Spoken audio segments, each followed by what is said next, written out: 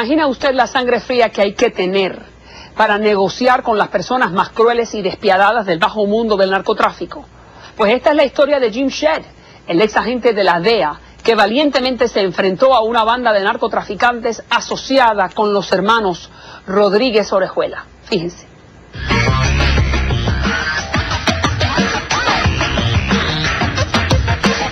Yo no soy el dueño del dinero. En una época, hace unos años, trabajamos con Mauricio y pues, nos conocíamos y hombre, ¿por qué no? Y entonces me llamó y me propuso, pero entonces me tocaba volver a la calle, a hacer la conexión. Allá en Colombia, el tipo que entrega su dinero quiere sus pesos lo más rápido posible. Bueno, este es uno de los videos que nos ha traído el señor Jim Shedd y nos lo vamos a compartir con ustedes qué es lo que significa. Le agradezco muchísimo. Ustedes lo han conocido antes en este programa como ex agente de la DEA. Retirado, pero la gran historia de Jim Shedd es que Jim Shedd durante 7 años estuvo infiltrado en el narcotráfico y él se hacía pasar como Jaime Moretti en alguno de esos años, empresario italiano, y Jaime Moretti era el lavador de dinero. Él estaba haciéndole el favor a los narcos en lavarle el dinero en los Estados Unidos. Correcto. Gracias por estar en el programa y por venir a contar estas historias tan espeluznantes e interesantes. Sí, pero para nosotros, yo era parte de un equipo, hay que estar claro, yo no trabajaba solo, yo trabajaba dentro de un equipo de la DEA y yo fui escogido por mi habilidad de hablar español y porque tenía ya muchos años practicando mi profesión. Igual que un médico empieza cosiendo, un cirujano empieza cosiendo un poquito lo mismo. Tú empiezas haciendo encubierta en pequeños trabajos y vas haciendo cosas más complicadas, y fui escogido para hacer este trabajo de lavado de dinero. Me trajeron de Dallas, de vuelta a Miami, a trabajar y estuve 3 años, en este caso específico, Operación Piscis, trabajando 3 años encubierta donde yo era un multimillonario que tenía la habilidad de lavar dinero porque hay ciertos negocios que si tú tienes una gran cantidad de dinero en efectivo que entra, tú tienes una excepción de reportarla al fideicomiso, al IRS, ¿no? Sí. Entonces, eso era la manera que yo me presentaba. Que era un millonario que lo estaba haciendo esto como hobby porque me daba la gana, que yo quería ganarme más dinero. Dime, de esos 7 años, si no sentiste temor, porque ya yo solamente de hacer el cuento ya yo tengo miedo. Tú no, estabas hablando y tratando con la crápula más detestable que existe, que son la gente que está dispuesto a venderle a nuestros hijos drogas para que se enfermen y se mueran. Sí. Esa gente no tiene límites ni fronteras. No. Y tú estabas entre ellos. Sí, mientras más, hay una cosa, mientras más baja tú estés negociando, o sea, si tú estás negociando como encubierta por onzas de cocaína o un medio kilo o algo así, es más peligroso que si estás haciendo este tipo de trabajo. ¿Por qué? Porque es más de collar blanco, es más ejecutivo, ¿no? Nosotros teníamos una oficina donde, claro, todo estaba grabado, todo era como esa cinta. Mira, aquí estamos viendo la cinta en este momento. ¿Nos puedes poner en contexto qué es lo que estamos viendo? Cuello blanco, ahí está, con camisa blanca, planchadita y con corbata. Sí, esa era la oficina que teníamos, el centro de reuniones, y ahí entonces teníamos, todo eso estaba comprometido con cámaras y audio y video en esa época era lo mejor que se podía conseguir en el mercado y lo que siempre hacía énfasis era atraer al individuo a la oficina y contar el dinero. Mira, y a contar toda la historia de quiénes eran ellos, qué es lo que habían hecho, qué es la droga que habían perdido, qué es lo que estaban y nos daban mucha inteligencia, mucha información. Wow.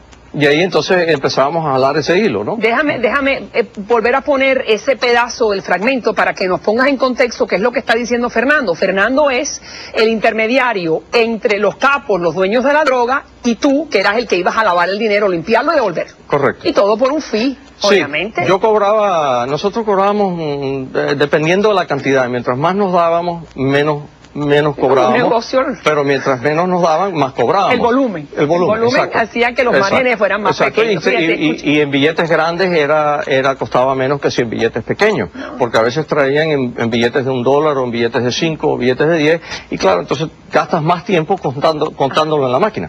Entonces todo el negocio capitalista muy bien montada. Ese negocio, mira, el negocio de la droga es el negocio más capitalista puro que existe en el sistema. Me vas a explicar ahora por qué es el más puro. Déjame ponerte el video y me vas a explicar qué estamos viendo. Adelante. ¿Cómo no? Yo no soy el dueño del dinero. En una época, hace unos años, trabajamos con Mauricio y pues, nos conocíamos y hombre, ¿por qué no? Entonces me llamó y me propuso, pero entonces me tocaba volver a la calle, a hacer la conexión. Allá en Colombia, el tipo que entrega su dinero quiere sus pesos lo más rápido posible. Sí. Okay, ellos te están hablando a ti. Sí, él me está hablando a mí.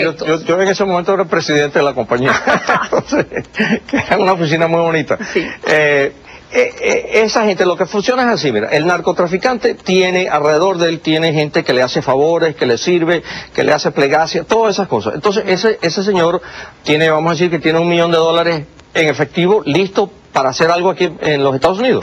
Entonces, él le da un contrato a un amigo o a alguien que él conoce, que él confía, le dice, mira, tengo $1 millón, si me lo recoges te doy 10%, 15%, o lo que sea, a veces hasta 20%. Él entonces, esa persona, entonces lo va pasando de contratista y cuando llegan a ese individuo, no las pasan si han sido penetrados, terminan dándole a un agente federal. Claro. Entonces mi trabajo era aceptar el dinero, pero eso no era lo importante era seguir el rastro de ese individuo, quiénes eran, dónde van, cómo son, dónde viven. Entonces ese era el proyecto, ¿no? ¿Cuál era el peligro de una operación como esta? El peligro de esa operación son muchas, claro, pero una de las que nos preocupaba mucho era porque muchos de las mulas que traen el dinero son personas que les pagan nada, no les pagan mucho, reciben $500, $1,000, traen 300, $400,000, a veces les pagan un poquito más, pero esa persona está tomando mucho riesgo. Pero entonces lo que hacen, acuérdate, es un mundo de ampones, de ladrones, claro, de delincuentes. Entonces, el individuo viene y te trae el dinero, él se va y detrás de él vienen unos amigos a quitarte el dinero. Pero ahora oficialmente ya te ha entregado el dinero a ti, tú ahora eres el responsable. Sí. Y las consecuencias del robo puede ser que te maten, pueden ser que te secuestren. O sea, hay mucho peligro en ese momento. Entonces uno te lo da y los otros te lo quitan. Eso siempre ha pasado eso. Pero nunca me pasó a mí porque teníamos unas medidas de seguridad muy estrictas, ¿no? Pero esa era el peligro mayor. Y sí, dime, explícame, ¿cuándo ocurrió esto a alguno de tus amigos? Que sé que hubo un incidente donde te llama después Rodríguez Orejuela, y eso lo vamos a hablar más adelante. Sí. Explícame. Sí, bueno, lo que hacemos, mira, es muy importante que cuando vayas a hacer la reunión con el delincuente, lo hagas dentro de una ventana de tiempo limitada. No puedes hacerlo durante mucho tiempo. Es como una operación de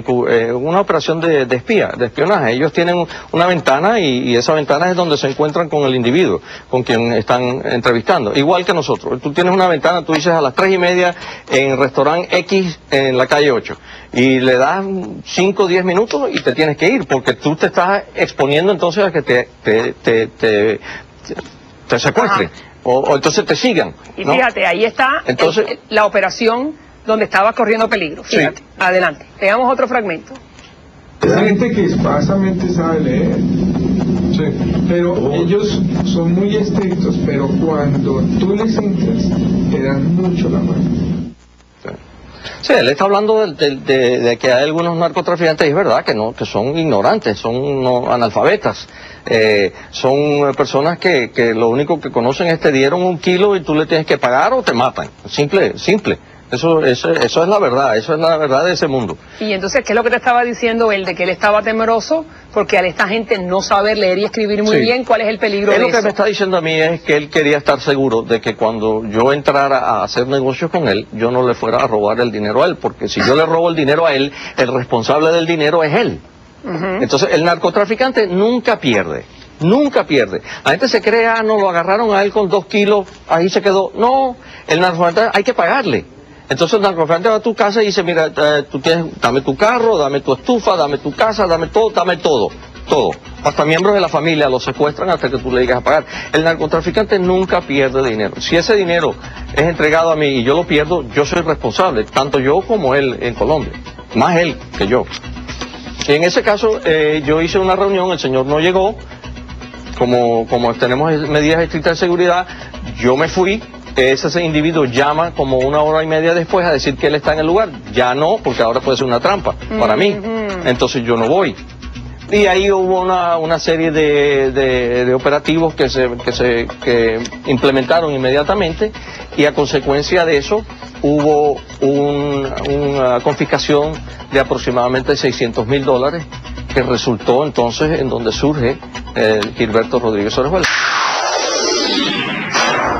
Y al regresar, Jim nos cuenta sobre su relación con el cartel de Cali, que acabó con la banda contraria, que estaba liderada por el más famoso y temido de todos los capos de la droga, Pablo Escobar. Ya regreso.